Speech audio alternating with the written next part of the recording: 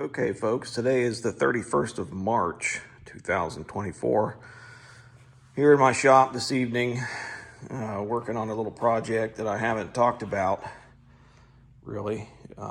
This is the Granddaddy small block Chevrolet here on my stand. This is a 1956 265 out of a 1956 Bel Air. And if you'll notice, it still has its original stove bolt hardware in the timing chain cover. Original balancer, single groove pulley that is riveted on the balancer. Never seen one of these before. This is its original oil pan.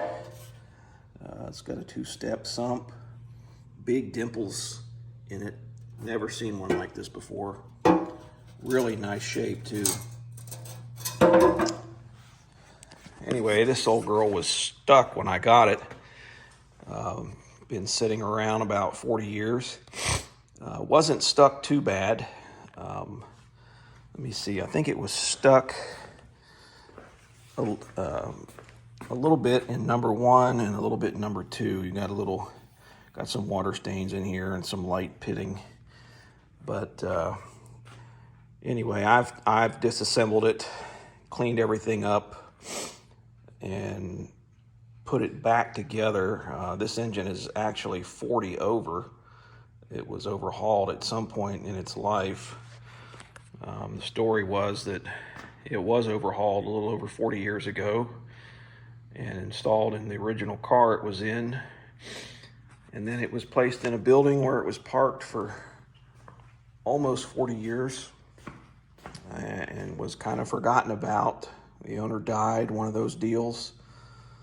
And then when his wife finally died, a new owner acquired the car, and then he proceeded to take this engine out of it and put a late model small block in it, made a hot rod out of it. And I ended up with it for a very low price because it was stuck. But it's in really nice condition. The crank was 1010, had brand new bearings in it, still looked new. Had a new timing chain set in it that was still tight. I actually only replaced rings on 2 of the pistons, number 1 and number 7. I think I identified this as 5 earlier. That was a mistake. But new rings on number 1, new rings on number 7. Yeah, you don't see these old 265s much anymore. This one is a 56 vintage, and I think this is the second casting, possibly the third casting, but I wouldn't swear to it. I know it's not the first casting. The first ones had even more differences about them. They were a little bit unusual, but this one is a 1956 date code. No motor mounts, bosses on the side of the block. If you're familiar with these, you know that they mounted on the front. They had a front mounts. Just never mind the dirt dauber nests. Over here on my cart are the cylinder heads that came off of this engine. I don't know if you can read that casting number there, 3867064, 1956 265. Look how small the ports are, just really small. Exhaust ports also very small.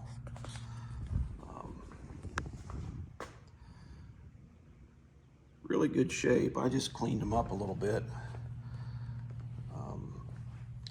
I don't know what I'm going to do with this engine. I don't have anything to put it in. Over here is a bunch of the rest of the parts that go with it.